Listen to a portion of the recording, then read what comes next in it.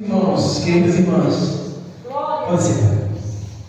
Nós podemos ter todos os defeitos da vida e podemos esquecer de Deus. Não podemos, nós se esquecemos de Deus muitas vezes, mas Ele nunca, jamais se esquecerá de nós. A Bíblia vai dizer lá em Isaías 49, a partir do versículo 14, 15, que diz assim: pode uma mãe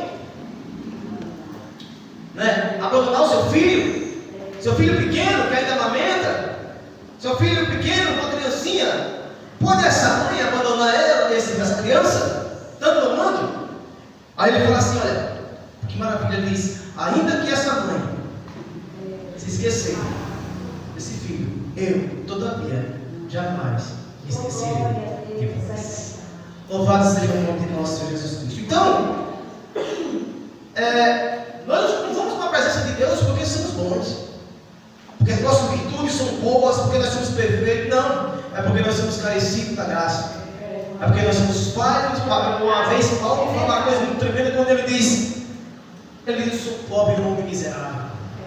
Porque fazendo aquilo que eu quero, eu não faço. Mas aquilo que eu não faço, aquilo que eu não quero, que eu aborreço, eu faço. Quando eu quero fazer o bem, o mal está comigo. Eu faço o mal. Aleluia.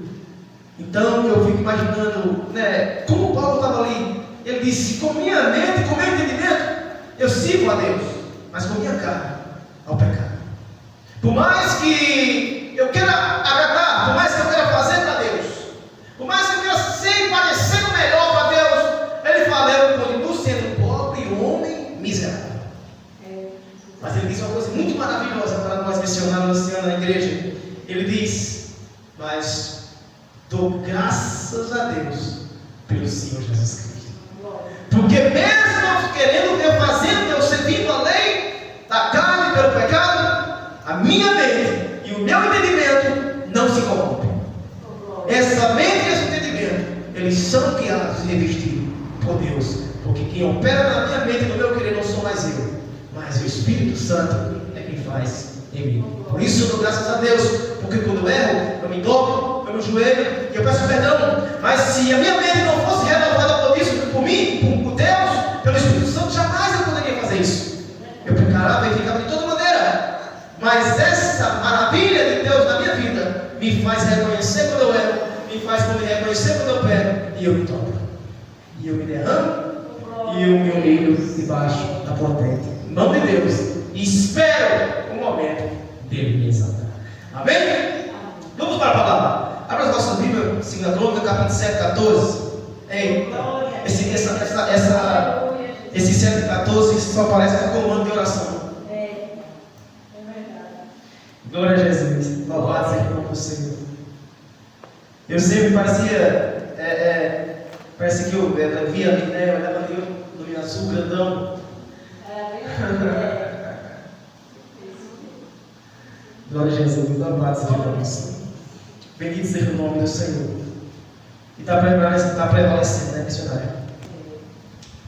2 Crônicas, capítulo 7, versículo 14, vai se tratar de humilhação, de rendição, porque é isso que a igreja está procurando. Glória a Deus. Amados irmãos, sabe por que as pessoas não estão aqui nessa noite? Eu quero dizer para vocês, porque essas cadeiras não estão cheias. Eu costumo dizer o seguinte: eu vejo essas cadeiras cheias, não vejo. Eu vejo elas vazias, porque eu não vou ser hipócritas, mas eu creio que Deus pode fazer muito mais segundo o poder que nós operamos. Quero dizer assim: ora, vocês que estão aqui, irmã Luciana, missionária, que só o seu joelho dobrado pode fazer coisas tremendas, sobrenatural, que a senhora é capaz de imaginar. O que está acontecendo hoje, o que Deus está fazendo hoje, a senhora só vai entender amanhã. Glória a Jesus. Não é porque eles não quiseram vir. Vocês estão aqui, eu digo toda certeza, porque vocês têm Deus deu força a vocês. E vocês conseguiram ultrapassar a barreira, aquela barreira, o incômodo que estava impedindo de vocês ir para a igreja. Mas louvado seja Deus, vocês conseguiram passar a barreira, quebrar a barreira, chegar na igreja. Se eles não conseguirem, vamos orar pela vida deles, para que eles também consigam passar essa barreira e estar conosco, Porque eu creio que essa é a vontade de Deus. Eu não condeno as pessoas por não vir, porque não.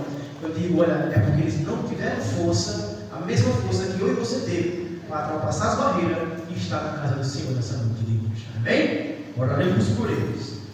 Vamos lá. Mas parece que só, parece um comando de oração essa palavra. Vamos lá. 7,14. Vamos começar do 11.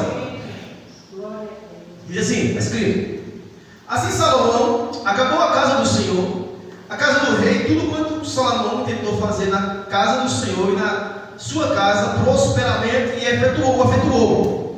E o Senhor apareceu de noite a Salomão e disse: ouvi a tua oração e escolhi para mim esta casa, para a casa de sacrifício. Se eu fechar os céus e não houver chuva, ou se ordenar os gafanhotos que te consumam a terra, ou se enviar peste entre o meu povo, e se o meu povo, que se chama pelo meu nome, se humilhar, e orar, e buscar a minha face, se converter nos seus maus caminhos, então eu ouvirei os céus, perdoarei os seus pecados e sararei a sua terra. Agora estarão abertos meus olhos e atentos os meus ouvidos à oração nesse lugar.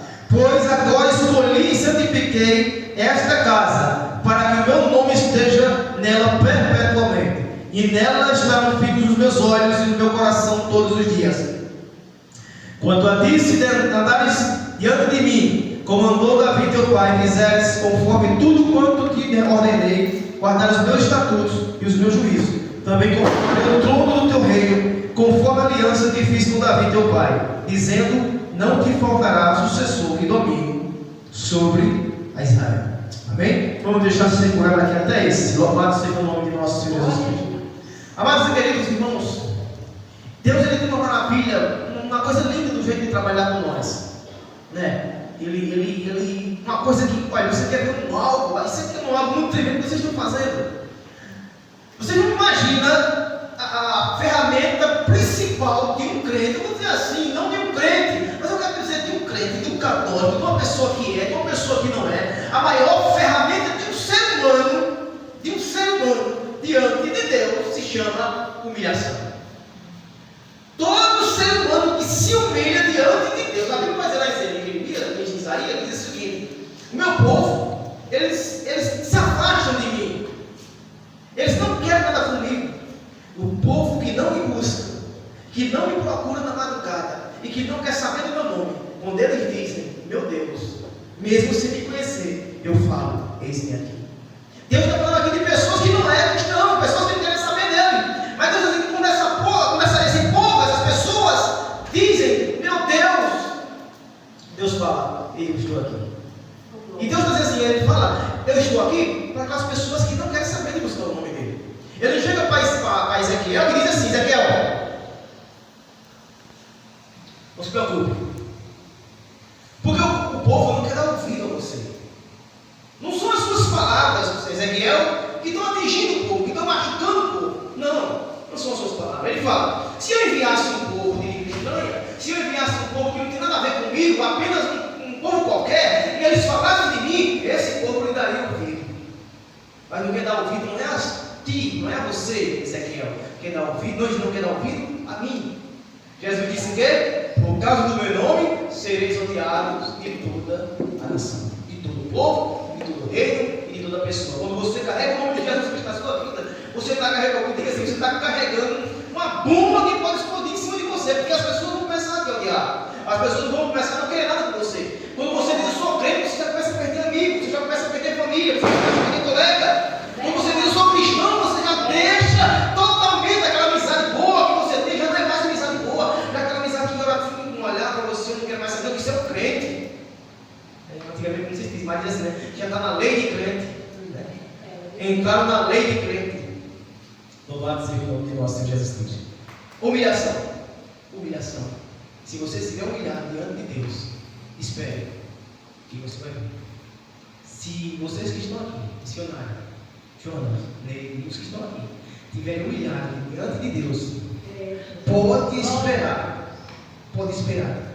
E vai acontecer lá em cima do seu templo. Esse versículo se resume toda: humilhai-vos e terá espera. Se humilhem e esperem o meu tempo. Se humilhem e esperem eu fazer. Se humilhem e esperem somente eu ordenar. Mas não se humilhe a qualquer coisa, se humilhe debaixo da potente mão de Deus. É orando, é buscando a sua face, é acreditando que Ele vai fazer. Não é verdade? É acreditando que vai, aleluia, acontecer. Aí Deus chega para Salomão